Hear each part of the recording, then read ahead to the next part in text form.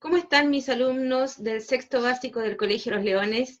Les habla su profesora Claudia Lermanda, su profesora de lenguaje, y esta vez vamos a llevar a cabo lo aprendido. Vamos a practicar lo que aprendimos durante las dos clases anteriores sobre los textos narrativos. Esta vez nos vamos a basar en un cuento que ustedes me imagino ya conocen, que es del libro Queridos Monstruos. Bien, les voy a dar las instrucciones y vamos a ver un corto animado para que luego llevemos este texto al análisis. A continuación vamos a ver un corto animado que se llama En el fondo del jardín. Es el cuento de Queridos Monstruos de Elsa Bornemann.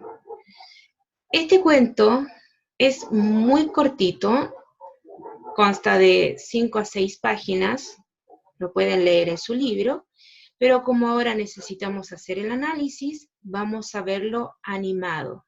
Bien, comenzamos. Monstruos, Elsa Isabel Bornemann. Pidió que lo acompañaran a dar una última vuelta por su bello jardín. Del brazo de una enfermera, entonces, con sus pasos inseguros y los ojos nublados, el viejo Efraín fue despidiéndose de cada una de sus plantas, de cada uno de sus árboles. Conmovidos, los nuevos inquilinos de la casona lo vieron andar a través de los caminitos, detenerse junto a algunos canteros, murmurar sobre algunas ramas floridas, acariciar hojas y troncos. Él mismo plantó todo. Me contaron mis padres que hace 50 años, cuando le arrendaron la casa, este lugar no era más que una especie de potrerito. Él lo transformó en jardín con la asistencia de su mujer, que Dios la tenga en la gloria. ¿Y a dónde lo llevan ahora?, preguntó Damián, el hijo de la familia que al día siguiente iba a mudarse a esa vivienda. A un establecimiento para enfermos mentales. Los vecinos denunciaron que está medio loco el pobre, y aunque es muy tranquilo, no es posible dejarlo acá. No tiene parientes y... ¿Es a mí el que necesita, abuelo? Sí, querido, le contestó la enfermera. Don Efra desea decirte algo antes de irse. De inmediato el chico correteó hasta su lado.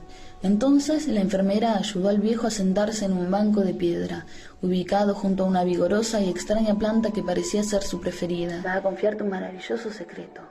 Me ordenó que los deje solos durante un ratito nomás. Espero que lo escuches con mucha atención, ¿entendiste? Cuando don Efraín le confió aquel digno de figurar en las páginas de los cuentos fantásticos que tanto le gustaban, Damián sintió que le hubiera encantado ser su nieto. ¿Qué te contó, Dami?, le preguntaron sus padres, lógicamente intrigados. Inútil la insistencia por conocer las palabras que don Efraín había confiado a su hijo. Es un secreto maravilloso.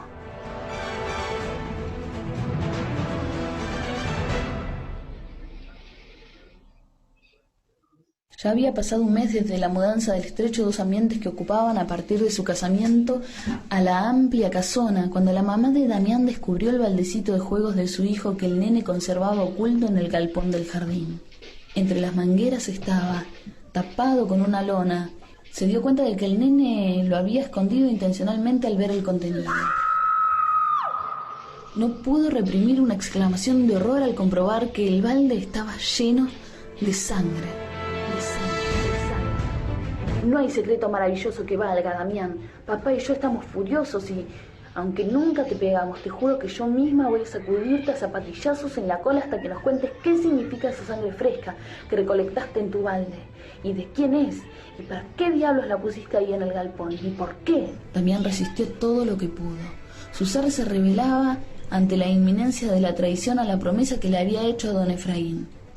Su mamá empezaba a quebrar su silencio con la contundencia del cachetazo, cuando el chico no soportó más esa situación que consideraba injusta y les gritó: «Párenla de una vez, no aguanto más, mi secreto es maravilloso y lo seguirá siendo aunque me peleen a tortazos, pero sé que no van a creerlo». Y tenía razón, aunque sus mayores no lo admitieran, porque los padres se rieron cuando por fin su hijo les refirió de pe a pa todo lo que Efra le había revelado. Ay, Dani, ¿por qué no nos dijiste esto antes? Qué amargura nos hubieses evitado, ese viejo está loco. Así que nada menos que una mandrágora te encargó que cuidaras. Y la regaban con sangre de la carne que yo compro. Ahora mismo vamos a arrancar esa planta del jardín. Será muy atractiva y no es responsable de los delirios de un insano. Pero ya vas a ver cómo hoy Se termina tu asqueante tarea, hijo. De raíz la vamos a sacar y listo. No, no, no la dañen, no la toquen, no.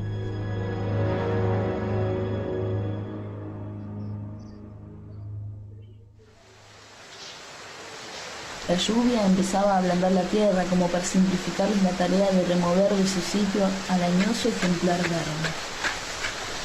Y llovió mientras que el chico insistía para que no lo hicieran y sus padres punteaban y cavaban en derredor de la planta desoyendo sus advertencias.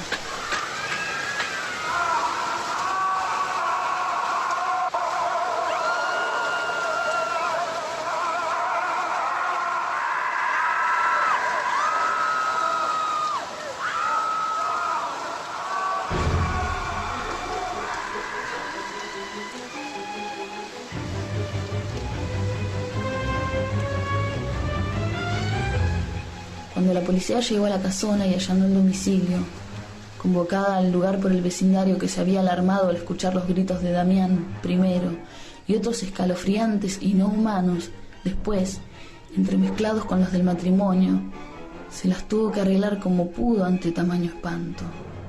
De piernas y torsos semihundidos en el barro del fondo del jardín que habían removido, medio enredados entre el follaje de una planta que mostraba al aire sus raíces y estrangulados por sus ramas, yacían los padres del niño.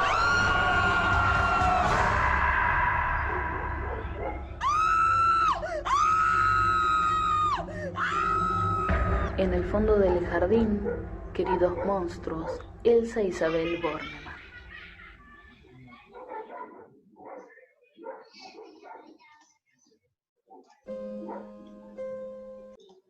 Bien, ahí vimos el corto animado de nuestro cuento. Sin embargo, el cuento que aparece en el libro es un poquito más largo, pues el desenlace tiene otros detalles que son importantes de conocer, como cuando le hacen el interrogatorio al pequeño, a Damián, y posteriormente van al psiquiátrico a preguntarle a Efraín si efectivamente esta planta tiene esas propiedades mágicas o siniestras, como le queramos decir. Bueno, después de esto vamos a ver un mapa conceptual que les hice con todos los conceptos necesarios, conocidos ya de los textos narrativos, y con las respuestas referentes a este corto. Por lo tanto, les aconsejo leer en silencio este cuento en su libro para luego ir contrastando la información que ustedes van a ir dando como respuesta al mapa conceptual.